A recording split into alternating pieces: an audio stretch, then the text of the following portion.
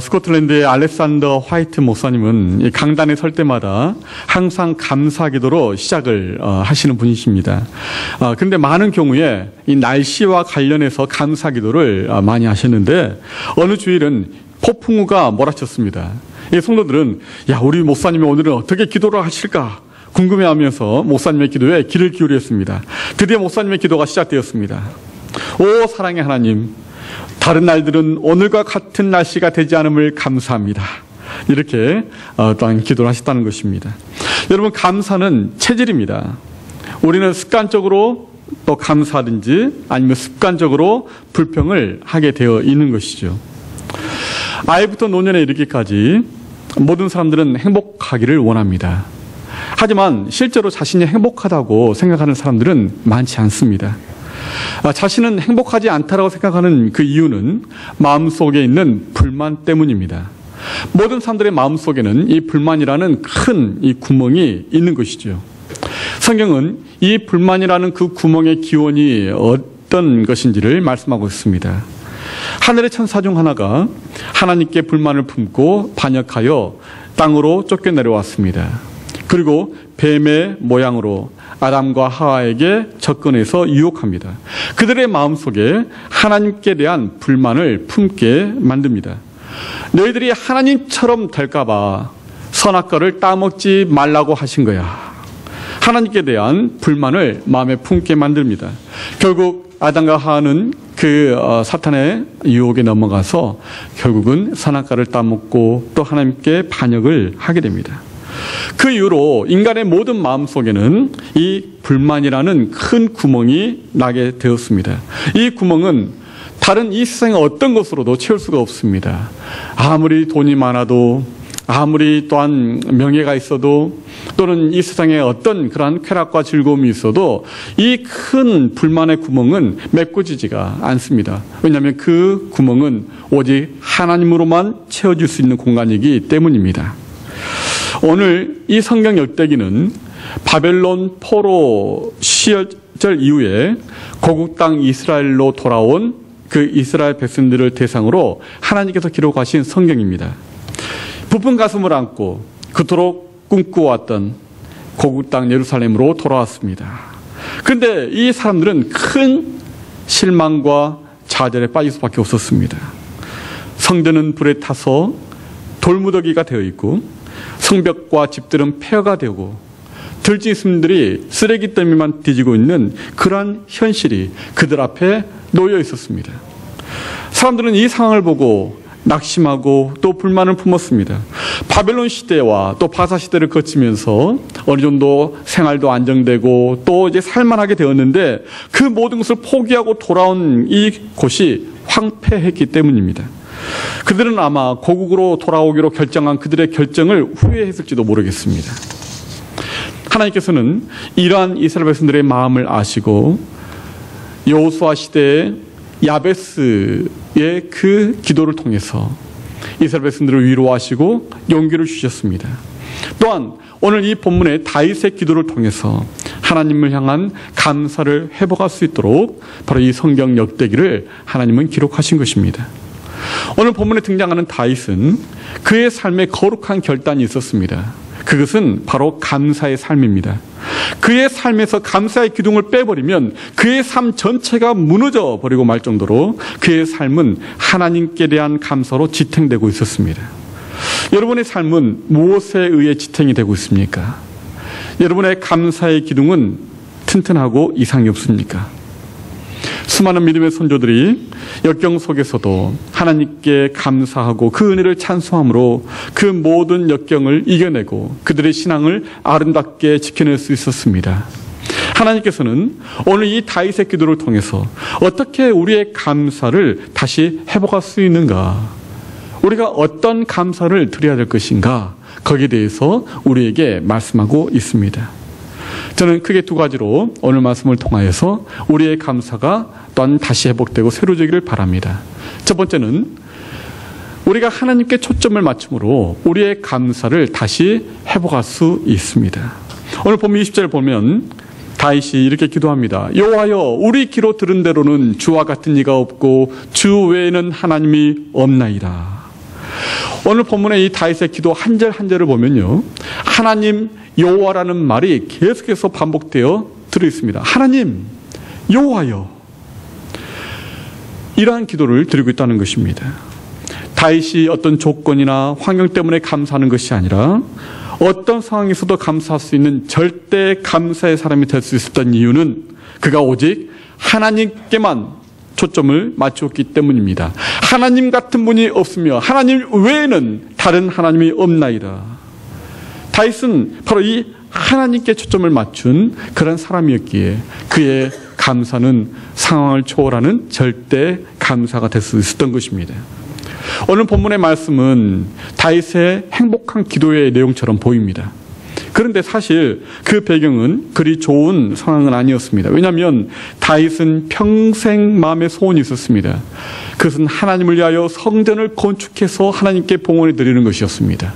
그런데 하나님께서 그 다윗의 평생의 소원을 거절하셨습니다. 다윗은 실망하고 불만을 품을 수 있었습니다. 그 불만을 표현할 수 있었습니다. 하지만 그는 오히려 감사의 기도를 하나님께 드립니다. 그렇게 할 수 있었던 이유는 바로 하나님이 주신 어떤 응답이나 하나님이 주신 어떤 선물이나 또는 어떤 좋은 조건에 따라 감사하는 사람이 아니라 하나님 한 분만으로 만족하고 하나님 한 분만으로 기뻐할 수 있었던 그런 사람이었기 때문입니다. 하나님은 우리에게 범사에 감사하라고 말씀합니다. 갈라디아서 5장 18절에 범사에 감사하라. 이것이 그리스도 예수 안에서 너희를 향하신 하나님의 뜻이니라. 이렇게 말씀하십니다. 이 범사에 감사라는 말씀은 우리가 너무나 잘 알고 있는 말씀이죠. 또 진실한 그리스도인이라면 또 이 말씀을 실천하려고 노력하는 그런 말씀입니다. 또 우리의 의지를 사용해서 그렇게 감사할 때 하나님께서 은혜를 주시는 그런 경험을 때때로 하게 됩니다. 왜 하나님께서 범사에 감사라고 명령하셨을까요? 그것은 사람이 범사에 감사하는 것이 어지간해서는 잘 안 된다는 것을 하나님이 알고 계시기 때문입니다. 아무리 강철 같은 의지를 가진 사람이랄지라도 1년 365일 모든 일, 모든 범사에 감사할 수 있는 사람은 아마 없을 것입니다. 그 이유는 우리의 감사가 상대적인 감사이기 때문입니다. 우리가 대부분 기도하고 감사하는 그 내용들은 어떤 것들입니까? 항상 상대적인 것이죠. 내가 저 사람보다 건강해서 감사합니다.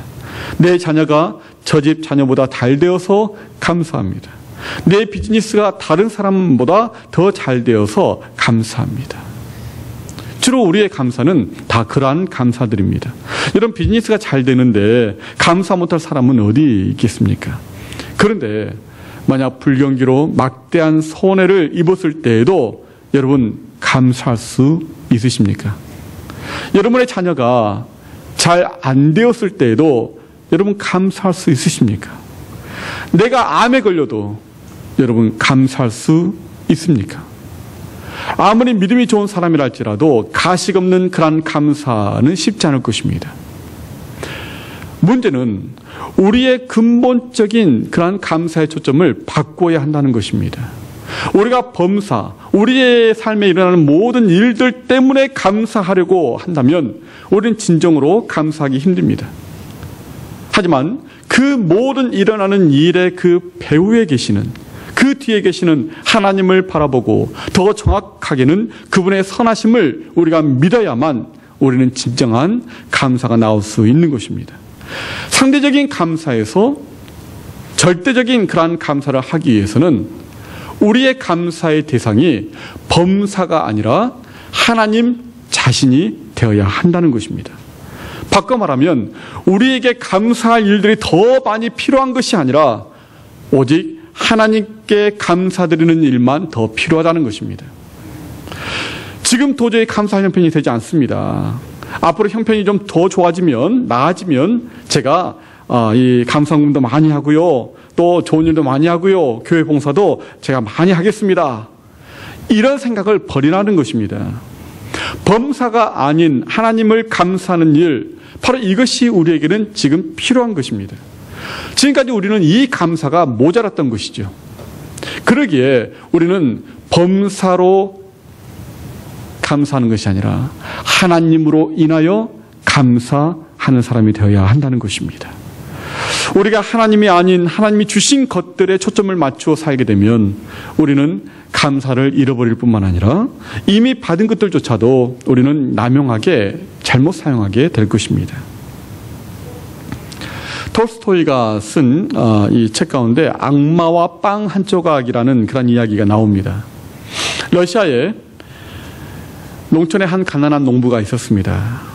그는 이른 새벽부터 밭에 나가 열심히 일했습니다. 정기절이 끝나고 나면 시장기가 좀 돌 때에 나무 밑에 놓아둔 빵 한 조각을 먹었습니다.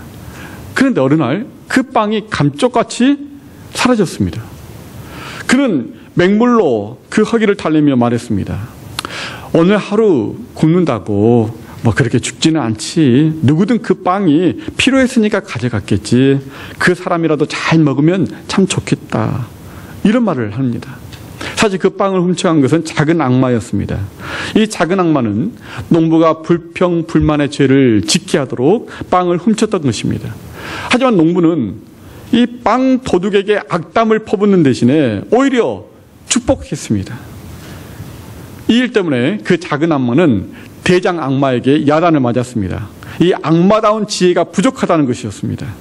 대장 악마는 내가 시범을 보일 테니까 잘 봐라 하면서 이제 농부의 빵을 훔치는 것 대신에 농부의 빵을 더 늘려주기로 합니다.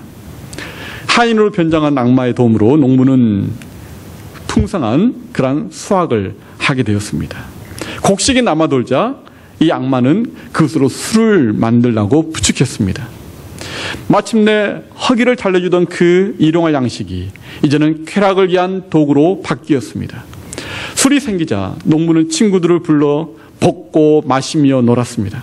술자리를 마칠 쯤이면 너나 할 것 없이 다 인간의 모습은 간대없고 다 동물들로 다 변했습니다. 이 비책을 묻는 이 작은 악마에게 대장 악마는 대답합니다. 내가 한 일이라곤 농부에게 필요한 양보다 더 많은 수확을 준 것밖에 없다. 이렇게 말했습니다. 남아도는 것이 생기자 농부는 하나님이 주신 선물을 자신의 쾌락을 위해 쓰기 시작했습니다. 그때부터 인간의 마음속에 묶여있던 개, 여우, 늑대, 돼지가 다 뛰쳐나오더라는 것이었습니다. 여러분, 하나님께 초점을 맞추지 않고 하나님이 주신 것들에 초점을 맞추게 되면 우리의 감사는 상대적인 감사, 비교를 통한 감사로 변질되고 맙니다. 그래서 우리는 비교해서 다른 것보다 더 부족하거나 모자라다고 생각하면 쉽게 감사가 불만으로 바뀌어버립니다. 감사가 불평으로 바뀌어버립니다. 하나님께 받았음에도 불구하고 그것을 감사하지 않습니다. 스펄전 목사님은 이런 이야기를 하셨습니다. 하나님께서는 촛불을 보고 감사하면 전등불을 주시고 전등불을 보고 감사하면 달빛을 주시고 달빛을 보고 감사하면 햇빛을 주시고 햇빛을 보고 감사하면 밝은 천국을 주신다. 이런 말을 했습니다. 작은 것이든 큰 것이든 그것을 주신 하나님께 초점을 맞추는 그 사람은 어떤 상황 속에서도 감사할 수 있는 이러한 다윗의 절대 감사를 할 수 있게 될 것입니다. 여러분의 감사의 초점을 여러분들이 받은 것, 또 여러분들의 환경, 여러분의 주어진 모든 형편에 초점을 두지 마시고 하나님께 초점을 맞추시길 바랍니다. 그럴 때 여러분의 삶은 더욱더 풍성한 그런 감사의 삶을 여러분들이 체험하게 될 줄 믿습니다. 두 번째로, 우리가 절대 감사를 할 수 있는 그 비결은 나 자신이 하나님께 어떤 사랑을 받았는지를 알 때에 우리는 그렇게 감사할 수 있다는 것입니다. 1절에 보면은 다윗 왕이 하나님 앞에 나아가 기도합니다.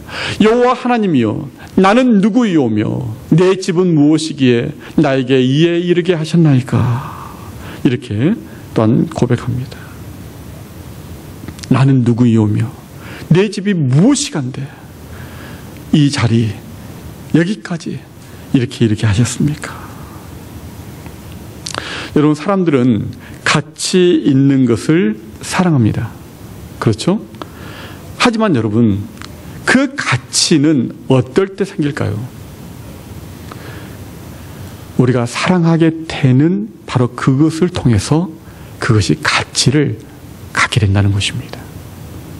여러분, 아이들이 가지고 노는 장난감 또 인형, 사실 그거 얼마 안 되는 거거든요. 그런데 그 장난감, 그 인형이 없어지면요, 난리가 납니다. 그것을 그냥 찾으려고 울고 불고 온 집안을 뒤집습니다. 왜요? 그것을 사랑하기 때문입니다. 그것을 사랑하기 때문에 그것이 그 아이들에게는 최고의 가치가 있는 것입니다. 여러분, 다윗은 자신이 하나님께 사랑받을 만한 그런 가치가 있는 사람이라고 생각하지 않았습니다. 시골의 이름 모를 양치는 목동에 불과했던 자신을 하나님께서 이스라엘의 왕으로 세워주셨습니다. 뿐만 아니라 메시아의 조상이 되는 그런 영광을 주셨습니다. 그러기에 다윗은 하나님 앞에 그렇게 말할 수밖에 없습니다. 하나님, 도대체 내가 누구이기에, 나 같은 사람이 어떠한 사람이기에, 내 집이 어떤 집이기에 하나님께서 이렇게 사랑하시고 은혜를 베풀어 주셔서 이스라엘의 왕이 되게 하시고 왕의 가문이 되게 하시고 메시아의 조상이 되게 하셨습니까? 다윗은 그렇게 기도할 수밖에 없었다는 것입니다. 여러분, 이 세상의 사람들은 가치 있는 것을 사랑합니다. 하지만 하나님은 사랑을 통하여서 우리를 가치 있게 하셨습니다. 가치 없는 질그릇 같은 우리의 인생에 예수 그리스도라는 보배를 담아주셨습니다. 그래서 바울은 고린도후서 5장 17절에 누구든지 그리스도 안에 있으면 새로운 피조물이라, 이전 것은 지나갔으니 보라 새 것이 되었도다, 이렇게 감탄하는 것입니다. 이제 하나님의 사랑받는 그런 존재들이 되었기에 무가치하고 질그릇 같던 그런 우리의 인생이 하나님의 보배를 담는 보배 그릇이 되었다는 것입니다. 새 것이 되었다는 것입니다. 여러분, 이것을 깨닫게 되면 우리는 어떤 상황 속에서도 감사하지 않을 수 없습니다. 내가 너와 함께 하고 있다. 내가 너를 사랑하노라. 너는 내게 가치 있다. 내가 너를 보배롭고 존귀하게 그렇게 여기노라. 여러분, 이 하나님의 말씀을 믿으시길 바랍니다. 하나님이 나를 사랑하신다면 바로 거기에서 나의 가치가 결정되게 되는 것입니다. 여러분, 지금까지 살아오시면서 어느 누구의 따뜻한 사랑을 받아오지 못했다면, 그리고 진정한 사랑에 목말라 하시는 분이 계시다면 이 하나님의 사랑만이 여러분들을 가치 있게 하는 것이며 여러분의 그 마음속에 불만이라는 큰 구멍을 하나님이 채워주실 것입니다. 하나님은 우리를 있는 모습 그대로 사랑하십니다. 받아주셨습니다. 그리고 부르셨습니다.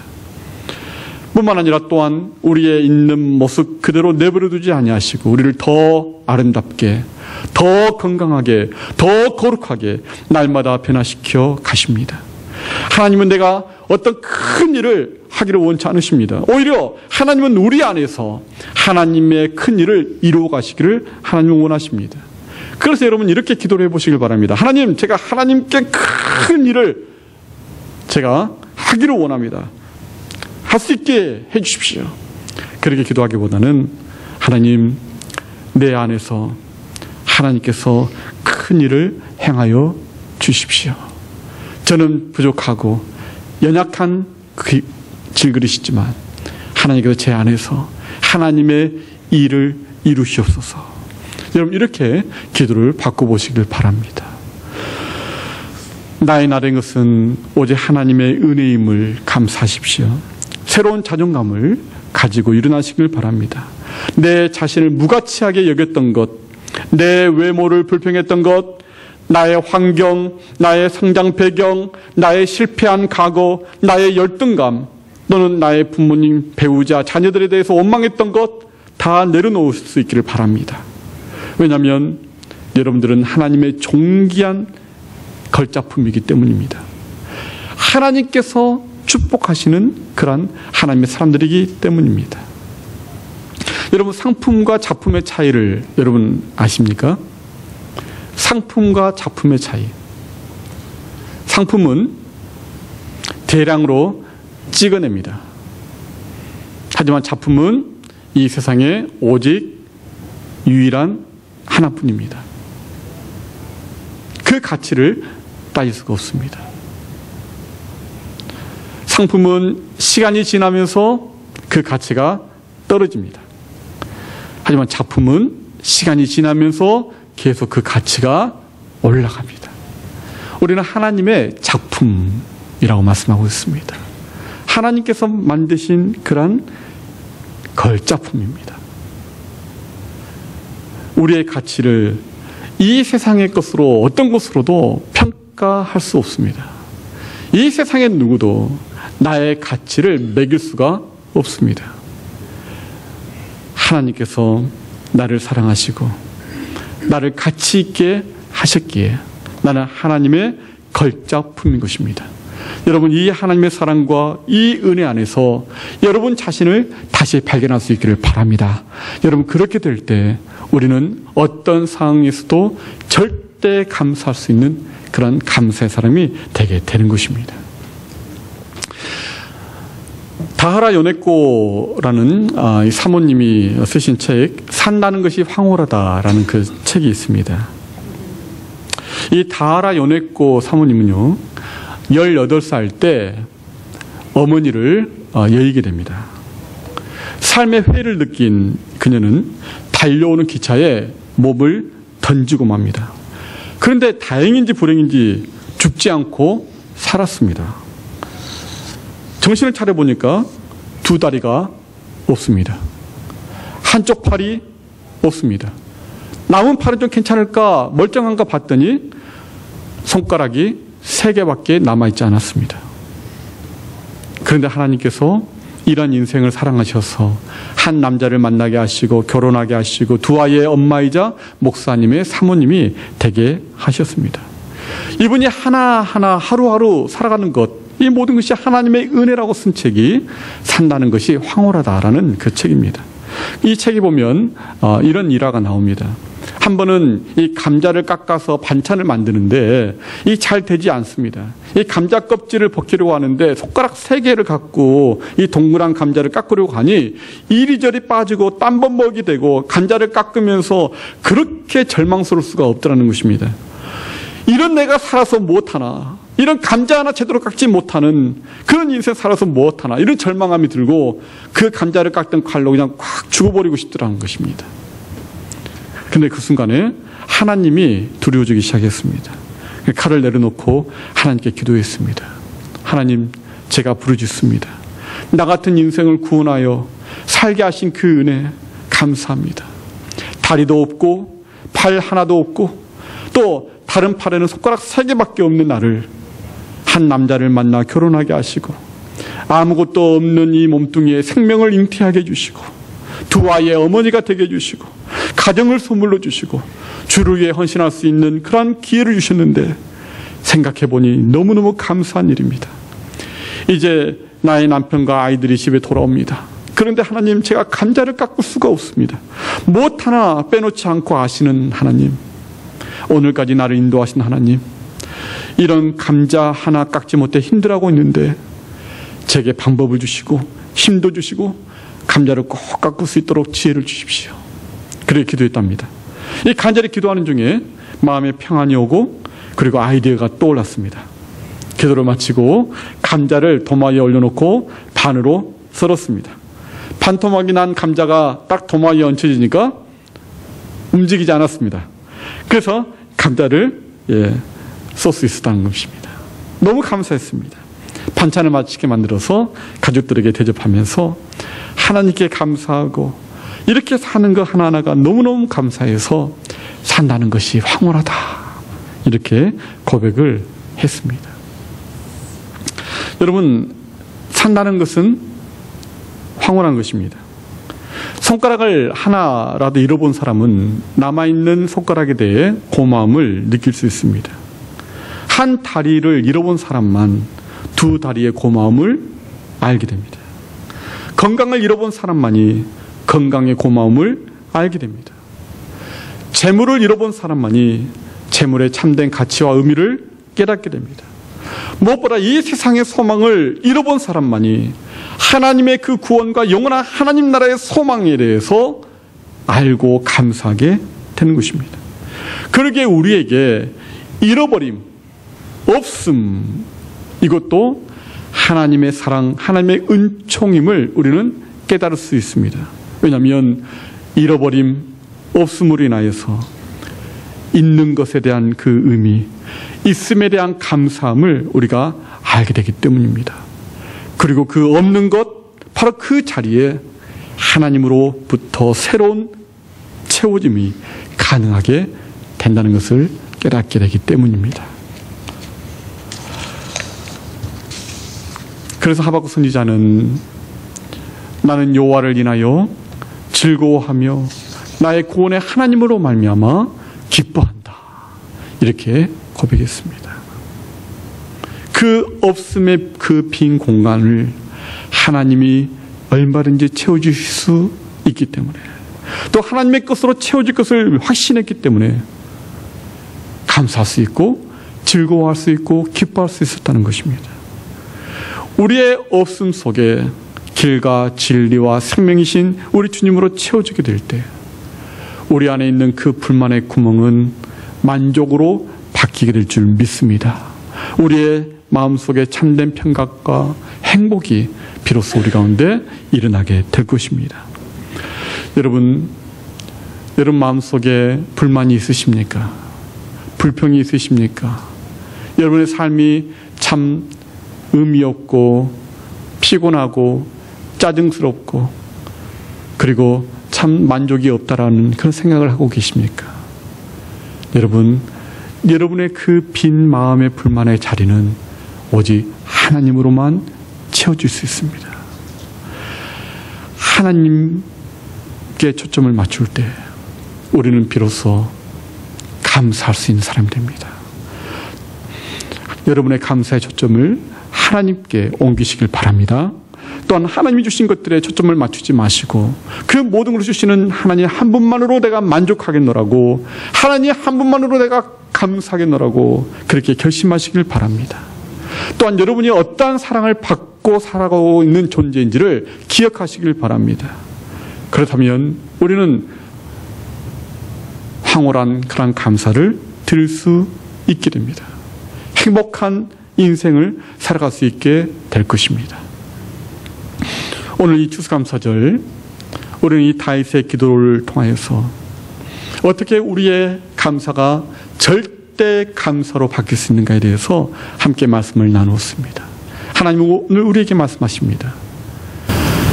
범사를 바라보지 말고 그 뒤에 계시는 하나님을 바라보고 하나님으로 인하여서 감사해라. 또한 너희가 어떠한 사랑을 받았는지에 대해서 기억해라. 너희들의 그 가치는 내가 너희를 사랑하는 바로 거기에 달려있는 것이다. 우리의 인생의 모든 무가치함, 무의미함, 또 우리 안에 있는 열등감, 우리 안에 있는 모든 불만족감, 이 모든 것들이 바로 하나님이 나를 어떻게 사랑하시는가, 내가 하나님 앞에 어떠한 가치 있는 존재인가를 깨달을 때 우리는 다시 감사를 회복하게 될 것입니다. 여러분, 바로 이러한 하나님을 다시 만나고 또 여러분의 삶이 정말 황홀한 감사로 그렇게 채워질 수 있는 그런 행복한 인생 되시기를 주의 이름으로 축원합니다. 아멘. 기도하겠습니다.